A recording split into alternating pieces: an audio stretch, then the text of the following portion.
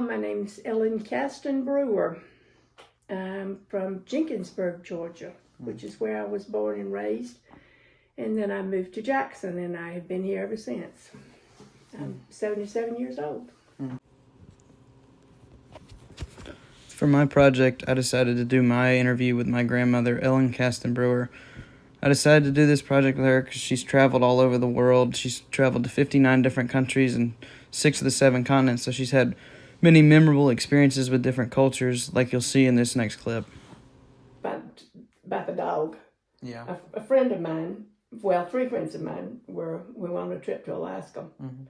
And we stopped in Juneau, and one of my friends that was my roommate at the time, I said, we'll meet on this bench when we get through with the tour we were on.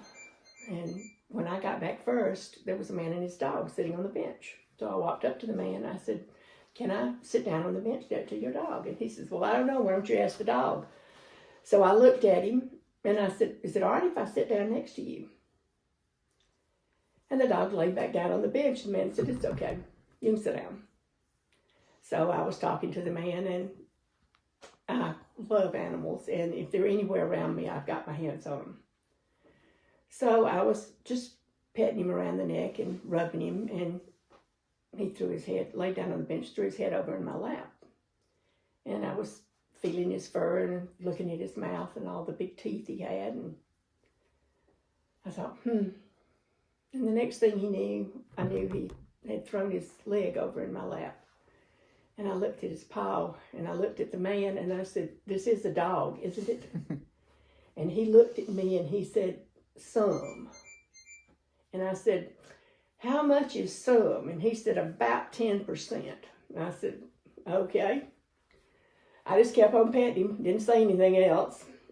And they got up and they left. And when the dog left, he came back, licked me on the face, and walked off with the man. And when Deanna got there, she said, was that a dog? And I said, no. She said, you've just been kissed by a wolf. I said, yes. That was very memorable. We were in the Atlas Mountains one time, and just in the middle of nowhere. And we had been visiting all day with this family in their family compound, and we went hunting in the side of a mountain with some of the kids digging up fossils. We actually found some. I was amazed. And that night they invited us to have dinner with them, and their whole family lived in this compound area, and they had a place out in the field, and they had a tent there, and we sat on rugs and we ate wonderful stuff, goat and lamb and all sorts of things that they cooked on a barbecue there. And then we heard this terrible racket and men making all these wonderful noises, and the next thing we knew, about 10 men were surrounding the tent in horses. And they rode around the tent and did all of these tricks on the horses' backs and whatnot, and shooting bows and arrows. And then they got out in the field with a goat, a dead goat, and played a game that I cannot remember the name of, but it was, the goat was on the ground, and they lean off the horse, they grab the goat, they try and get to a certain end of the field with it. Meanwhile, somebody else on a horse has bucked up against that horse and grabbed the goat, and this went on for about an hour. And that was a really interesting experience. What else? In this clip, she experiences a shock to her worldview, which is the perception of how we view our world. She was surprised to find out that the dog she thought she was sitting next to turned out to be 90% a wolf. She had just assumed that because it was a pet that it was a dog, even though in different parts of the world people have wolves or crossbreeds of wolves as their pets. In the second story she talks about in this clip, she displays the traditions of a community when she talks about the food that she ate with the people in the compound and the games that the men were playing. The game they were playing was called Buzkashi and is a traditional game played by the people of the region. The kids in a lot of countries that I went to, especially China and Japan, and if they heard you speaking English, they were just surround you, talk to me, let me practice my English, tell me what it's like to live in the United States. And I mean, just hours on end sometimes. They were just totally interested in everything that was happening in the United States, especially the children in China. Mm-hmm. A little boy about 2 years old taught me how to use chopsticks. Mm-hmm. He was eating with a pair that you cook with, were about, I don't know, this long, Mm-hmm. 18 inches, 2 feet long. And he was actually eating a bowl of soup with those chopsticks and showed Deanna and I how to eat with them.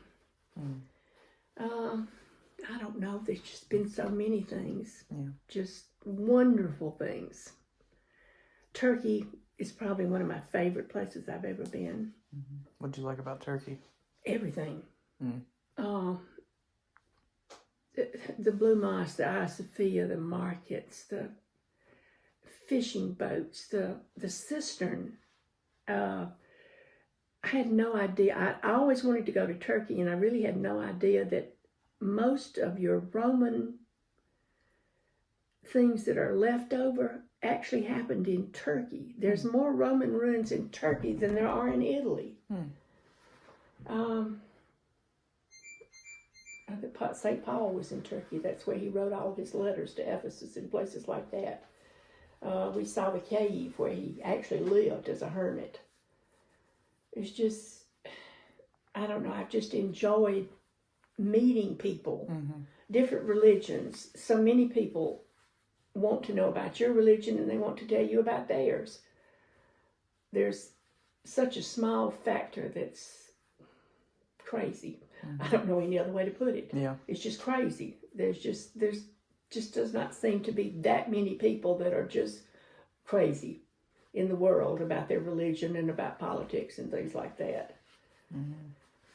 But I think that the children are one of the things that I've enjoyed the most. The children in India were wonderful. In this clip, it showcases the assimilation which she experienced while traveling overseas to China. She experienced this when she was taught how to use the chopsticks by a young Chinese child. The children who were in China also experienced assimilation by learning and practicing their English with my grandmother. They were eager to be acculturated into someone else's culture despite being in their home country. My daddy was one of 11 children. Like I said before, he was born in 1907, and his oldest brother was killed in World War I. So there was a lot of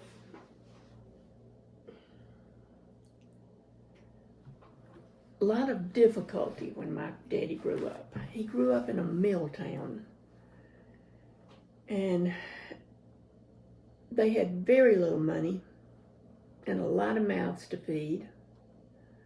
They raised their own hogs. They had their own gardens. He lived through the Depression and World War I, and he had to quit school in the 8th grade to help support his family. He said he got a new pair of overalls once a year, right before Christmas. And he got a new pair of shoes every year when it got too cold to go barefoot. He wore those new overalls to church, and the others he wore every day. They would wash them at night in a pot with boiling water with a fire underneath it, hang them up to dry, and if they weren't dry the next morning, you wore them whether they were wet or not. He said he had one white shirt that he wore to church and a couple of shirts that he wore to work. And they didn't have anything. And he worked at the mill for many years, working 67, 80 hours a week. And then he rented a gas station from a man and worked on the weekends. And when he was 28 or 29, he married my mother. And she was from what, quote unquote, a well-to-do family. Mm. And my grandparents did not want them to marry. He was 10 years older than her. And they just didn't think he was educated enough, or just didn't think it was a good fit. So my mother's sister, that was closest in age to her, helped her climb out a window one night, and they rode to Atlanta in a borrowed car and got married. Mm. And he was the one that did well and looked after my grandmother until the day she died. So he was the one that was more successful than the rest of them. So, and he worked hard all of his life,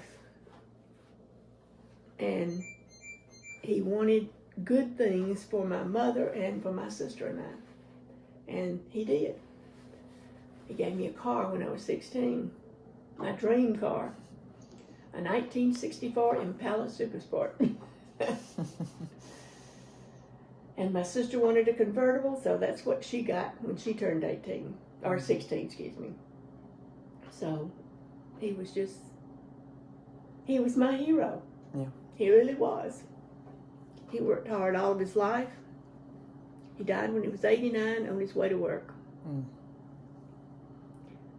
He retired every January the 1st for the last 20 years of his life, and went back to work on February the 1st every year. He could not stay retired. He had to work. Mm. But I guess he taught me most everything I know. This clip displays the social evolutionary theory because it shows how my great-grandfather started out on the lower end of society and worked his way up to the evolutionary ladder through working hard and providing for his family. When he started out his life, he was in a poor family, and he had to drop out of school so he could get a job to take care of his family and provide for them. And throughout his life, he worked hard to make more money for his family and be able to provide for his children and help them succeed in life.